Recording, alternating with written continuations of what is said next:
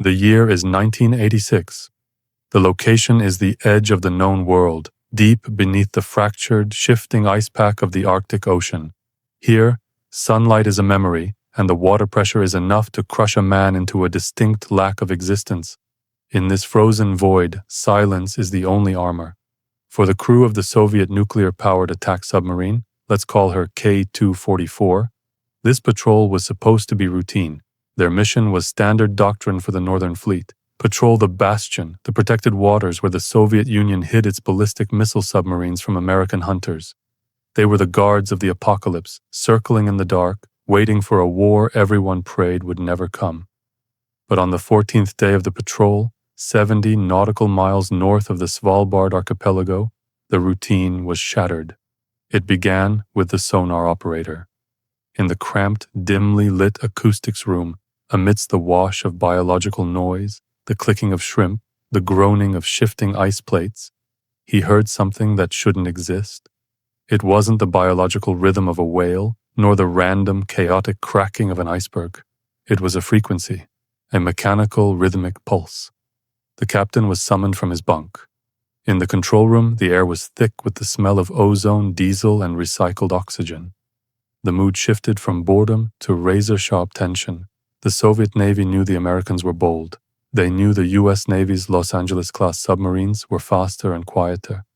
But this signature was different. It was stationary. It was sitting on the ocean floor, at a depth where the charts said there should be nothing but silt and darkness. The captain ordered a passive sonar sweep. The submarine slowed to a crawl, drifting on the current to minimize its own noise. The crew held their breath, a collective pause in the steel belly of the beast. The signal grew stronger. It wasn't just a noise, it was a broadcast. As K-244 crept closer, navigating the dangerous underwater canyons of the Arctic shelf, the magnetic anomaly detectors, instruments designed to find the steel hulls of enemy ships, began to spike wildly. The needles danced. Something massive was down there, something metallic, and it was generating a power output that rivaled a small city. This was not a rock formation. It was not a glitch. The Soviet High Command had no record of a deployment in this sector. The Americans shouldn't have been able to build anything this deep without being detected. In the claustrophobic red light of the command center, the realization dawned on them. They were hovering above a secret that was never meant to be found. And in the freezing depths of the Cold War, curiosity was often a fatal, unexpected error. To understand the terror of that moment, one must understand the chessboard on which this game was played. By the mid-1980s, the Cold War had moved from the negotiation tables of Geneva to the abyssal plains of the world's oceans. For decades, the Atlantic Ocean had been the primary theater. The NATO alliance had established the famous Guyuk Gap, the line between Greenland, Iceland, and the United Kingdom. This was the choke point. If World War III began, Soviet submarines would have to punch through this wall of sensors and destroyers to reach the American convoys reinforcing Europe. To counter this, the United States built SOSUS, the sound surveillance system. SOSUS was a massive network of hydrophones, listening devices chained to the ocean floor, connected by thousands of miles of cable. It was the big brother of the deep. It meant that every time a Soviet sub opened a hatch or engaged its propeller in the North Atlantic, the U.S. Navy knew. Denied the Atlantic, the Soviet Union retreated to the Arctic. They turned the polar ice cap into a fortress. Under the ice, satellites couldn't see them. Carrier strike groups couldn't touch them. The jagged underside of the ice reflected sound waves in chaotic patterns, rendering standard sonar confusing and unreliable. It was the perfect hiding spot for the boomers, the massive Delta and Typhoon-class submarines carrying nuclear missiles aimed at New York and Washington. But the Americans were not content to leave the Arctic as a Soviet sanctuary. They began a campaign of unparalleled underwater espionage. This was the era of Operation Ivy Bells, perhaps the most audacious intelligence mission in naval history. In the early 1970s, the U.S. Navy discovered an underwater communications cable in the Sea of Okhotsk, deep inside Soviet territorial waters. It connected the Soviet Pacific Fleet base to their headquarters on the mainland. The U.S. didn't just want to listen, they wanted to tap the line directly. They sent the USS Halibut, a specialized submarine, to sneak into Soviet waters. Divers left the safety of the sub, descended into the freezing blackness, and installed a massive recording pod on the cable. For years, the Americans returned to switch out the tapes, listening to everything from nuclear launch protocols to the Admiral's personal gossip. The success of Ivy Bells proved one terrifying fact to the Kremlin. The ocean floor was not safe. The Americans possessed technology that allowed them to operate on the seabed with impunity. They could build, install, and retrieve objects at depths the Soviets considered impossible. If they could tap a cable in the Sea of Okhotsk, what else could they do? Could they build automated listening posts under the polar ice? Could they deploy autonomous mines? By 1986, the paranoia in the Soviet Northern Fleet was at a fever pitch. Every strange shadow on the sonar, every unexplained mechanical noise was suspected to be a new American superweapon.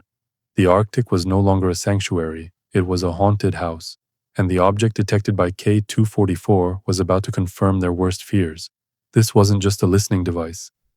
The acoustic signature suggested active machinery, fans, cooling pumps, reactors. Whatever was down there was alive.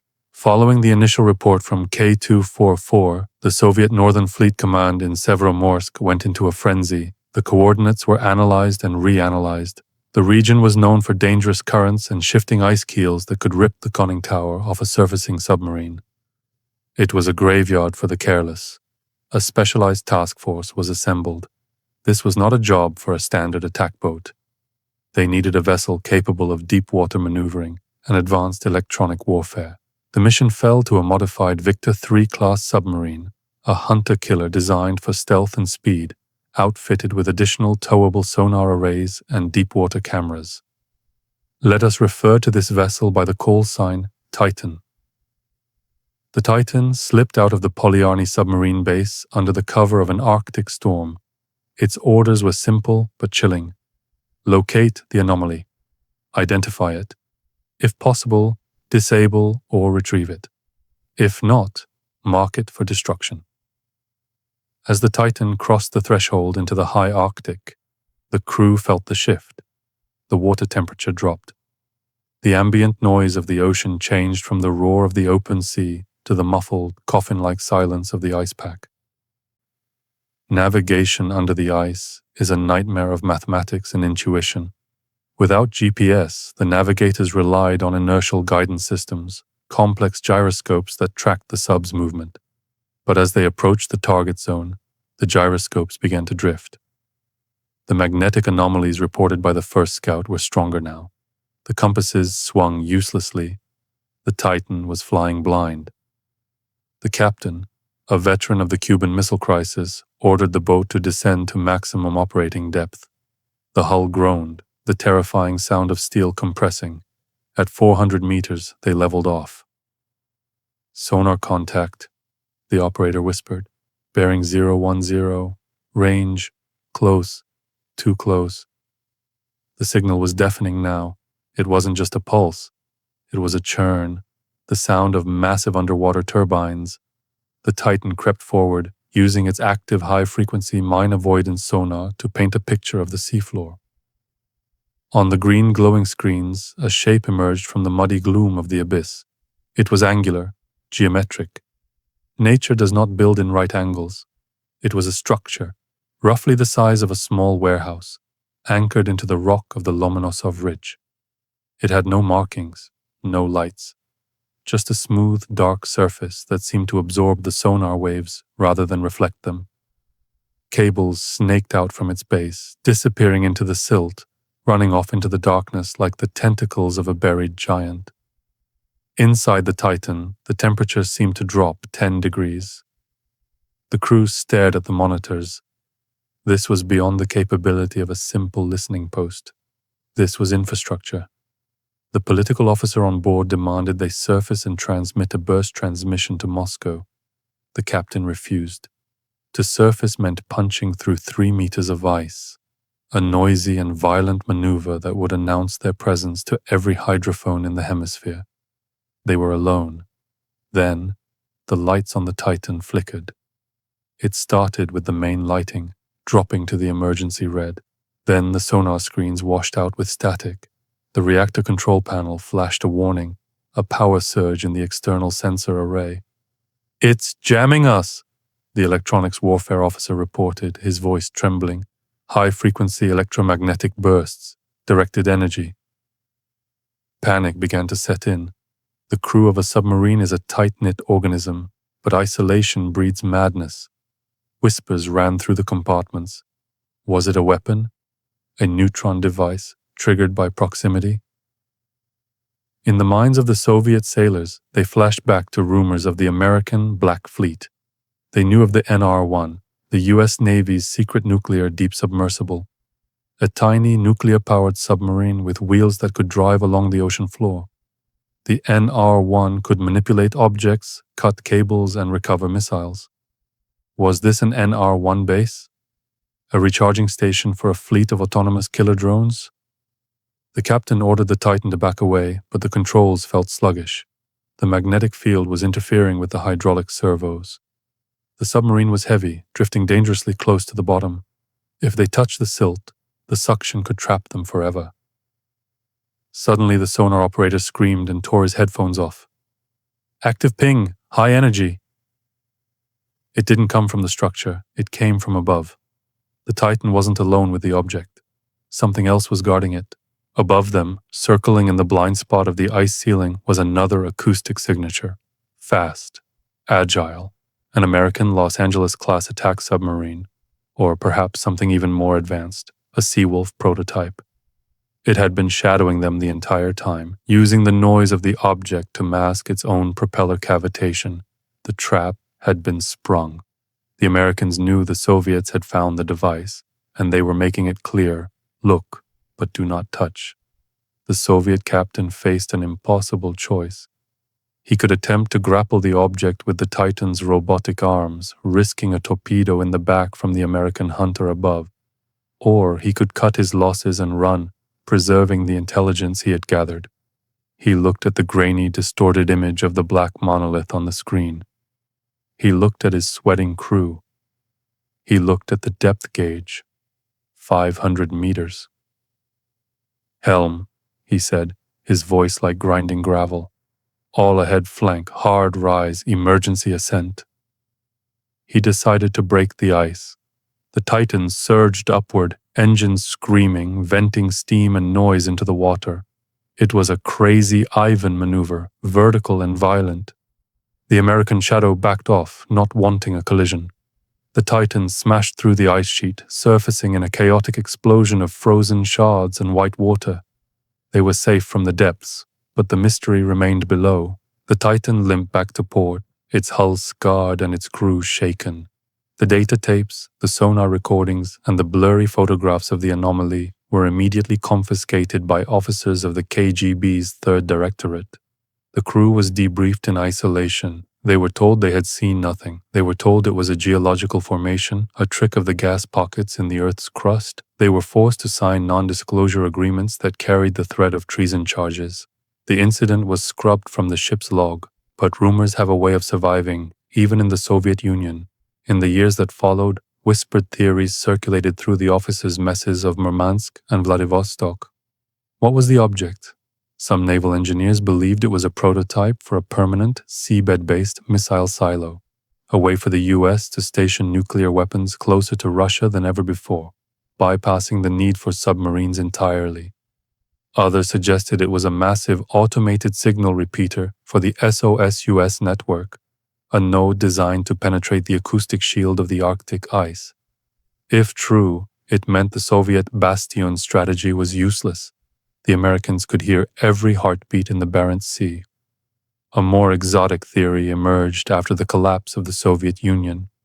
Documents declassified in the 1990s revealed that the U.S. had indeed been experimenting with unmanned underwater vehicles, UUVs, and large-scale seabed power generators.